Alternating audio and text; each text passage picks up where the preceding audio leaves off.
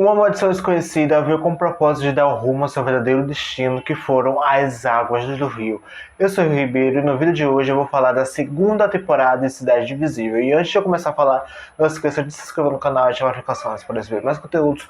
Curta e comenta bastante e me siga nas minhas redes sociais.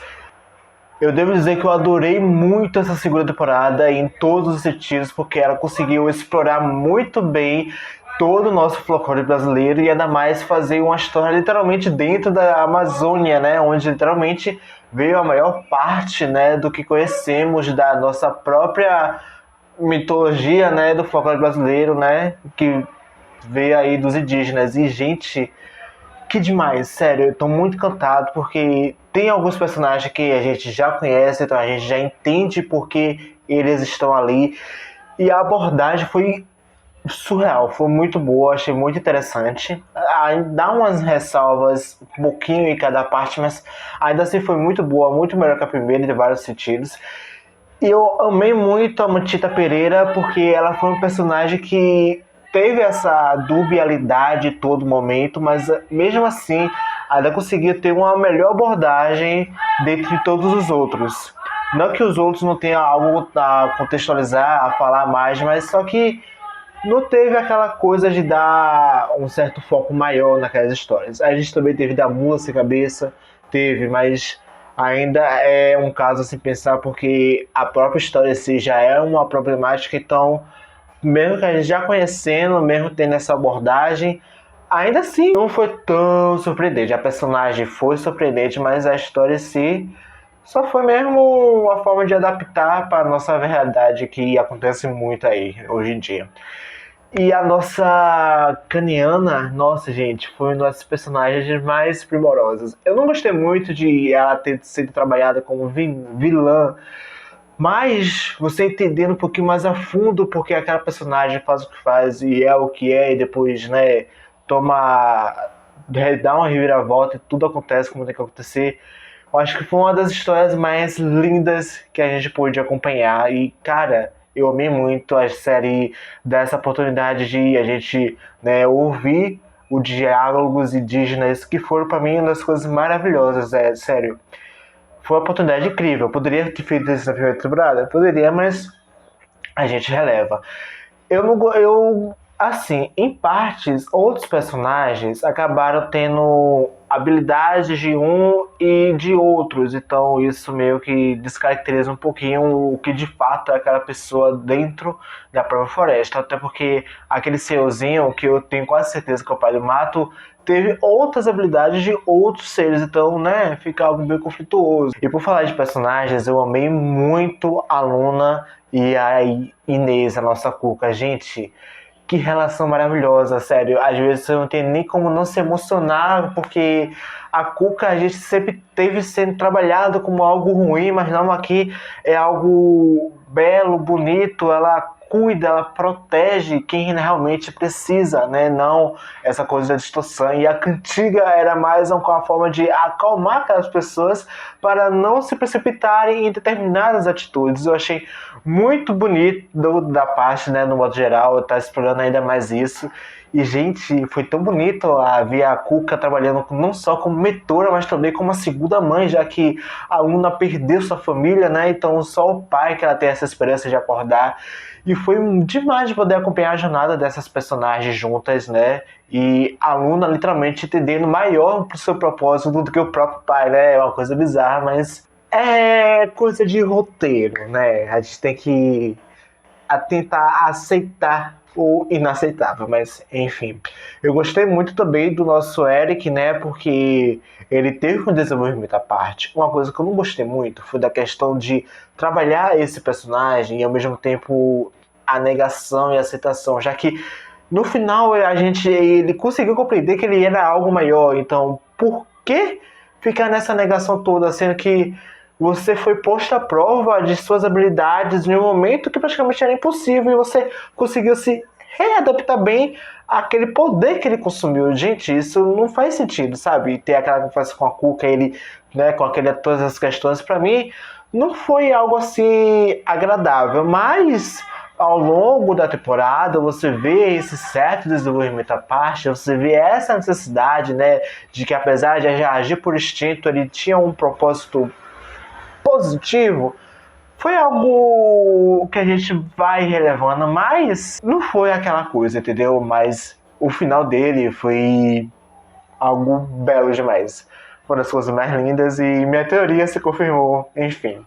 Dentre os novos personagens, a nossa promotora e a nossa, né, vilã, né, que é a Débora, para mim foram uma das grandes e melhores acertos da temporada, porque foram personagens que retratam tanto essa percepção, né, da nossa realidade, de que a Débora, né, pela história dela, pelo passado dela, você vê que ela foi levada pelos invasores que tinham lá com o intuito de destruir aquele local para tomar algo que não era deles. E, gente, é muito assustador porque a gente também vem trabalhando aí com garimpo ilegal, com o desmatamento, com a degradação da nossa floresta, e foi muito interessante a gente poder, através dela, né, esse olhar maior pela natureza, e entender que a natureza é nosso pilar, a floresta são os nossos pilares, e a gente tem que proteger as nossas florestas. Não é só um dever dos povos originários, é o dever de todos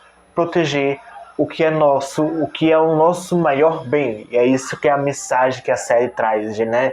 Já que, por muitas vezes, né, com a nossa vida cotidiana, a nossa floresta acaba se tornando literalmente uma cidade invisível, porque a gente acaba criando uma bolha, se fechando em algo que não faz sentido. A gente tem que quebrar essa bolha para poder olhar de fato o que está acontecendo e poder, né, discutir e remediar aquelas situações, evitar que a nossa floresta chega num estado no qual a gente não possa ter mais reversão, entendeu? Então, isso é um assunto bem relevante, que eu acho que foi um dos maiores acertos da série trabalhar nesse ponto, sabe? Eu amei muito isso.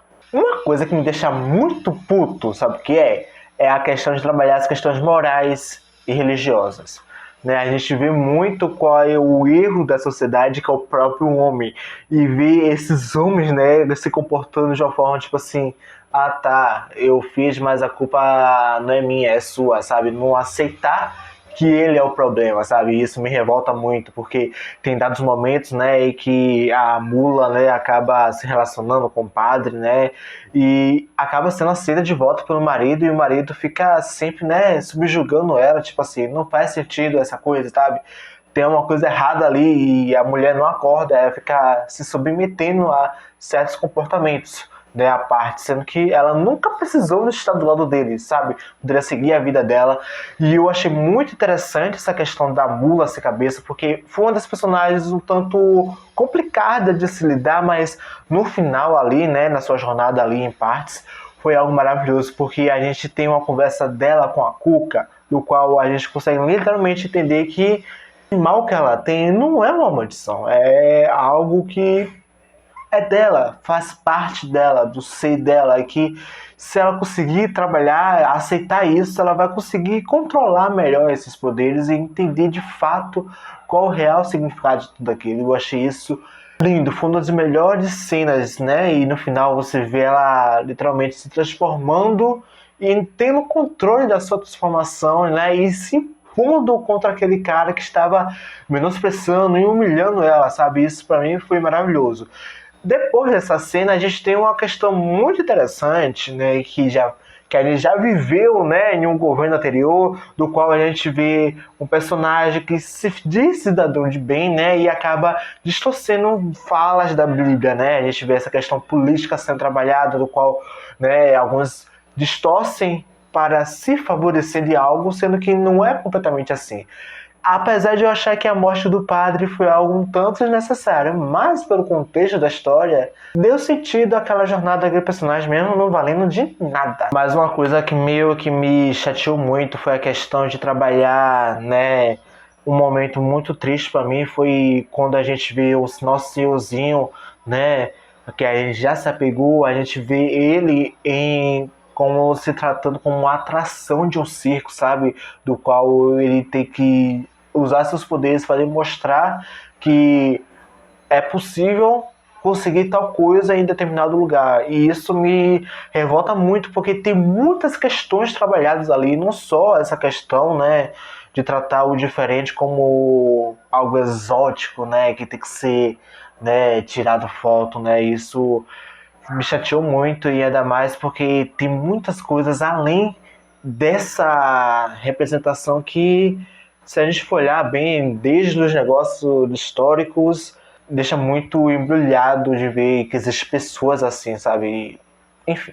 O CGI aqui, eu devo dizer a vocês que foi algo simples, bonito e que funcionou. Não teve aquela coisa exagerada. Foi o simplificado que funciona. Não precisa ser, sabe, aquele complicado. E foi interessante porque não só isso, a gente tem a questão da direção, dos movimentos dos personagens, dos trejeitos dele, né? Incorporando aquelas coisas. Foi algo surreal. E isso é que a gente tem que agradecer por ter a oportunidade de ver séries assim e também, né, brasileiras assim sendo trabalhadas de uma forma grandiosa como está sendo Cidade Invisível. E uma coisa que eu devo dizer a vocês, né, é que nos momentos finais ali é que o plot, né, da nossa Débora, né, que não era uma vilã e que aquele primeiro personagem que apareceu era o irmão dela que ela não reconheceu. A gente vê tantas questões sendo trabalhadas também, algumas referências aí, né, que ao próprio Muriaquitã, né, que a gente vê que é uma peça que é o símbolo de proteção, né, dados pelos indígenas e mais especificamente pelas guerreiras amazonas, né, para os seus filhos. Então, eu achei muito interessante isso, porque de certa forma eu acho que eles conseguiram trabalhar a aldeia, né, das guerreiras amazonas aqui, né, no sentido de proteger a verdadeira cidade visível, né, que estava ali na frente delas, né, do lado delas ali. Eu achei muito interessante isso e ao mesmo tempo também essa questão de trabalhar uma referência também a uma lenda, né, que tem uma cidade visível também que tem ouros, né, do qual muitos exploradores têm ali com o sentido de ir lá buscar aquele ouro, né, explorar, pegar aquele ouro. Então eu achei muito interessante essa troca, né, de mudança de algumas histórias sendo adaptadas aqui. E partindo para os momentos finais, eu devo dizer que foram lindos e completamente doidos para minha cabeça, porque a verdade sendo revelada, né, que a verdadeira pessoa, né, que por trás de tudo isso, que é capaz de salvar a floresta, é o próprio Eric, né? E a filha é literalmente só uma porta para tudo isso. E a gente também consegue entender que a nossa Mantita Pereira era uma guia que estava ajudando ele a chegar no seu verdadeiro propósito, né? No entanto, que tudo foi chegado para chegar naquela conclusão final. E é muito lindo e interessante, porque não é só o Eric que aceita o destino dele, né? De ser esse grande Deus, protetor, salvador da cidade visível, né? Nós também temos a nossa promotora que acaba aceitando o seu destino e é maravilhoso porque, pelo que eu já compreendo, a nossa promotora é a Caipora e o nosso Eric é o Boitatá. Então é muito interessante a gente ver essas questões sendo trabalhadas, né, e no final dando todo o propósito e sentido para tudo aquilo. E também vemos a nossa Mantita Pereira, né, que é esse ser de mil faces. Eu acho uma coisa muito maravilhosa e faz total sentido, já que ela é capaz de se transformar em seus antepassados, em vários outros antepassados. Então é um ser que sempre vai se moldando a cada região que ele passa. Isso é muito incrível, né? Ainda mais que a gente vê a comadre bem trabalhada. E uma coisa que eu achei muito interessante nesse final, né, no qual o Eric aceita, né, e os personagens demais conseguem recuperar seus poderes e, né, partir para ação, foi uma coisa incrível demais de ver.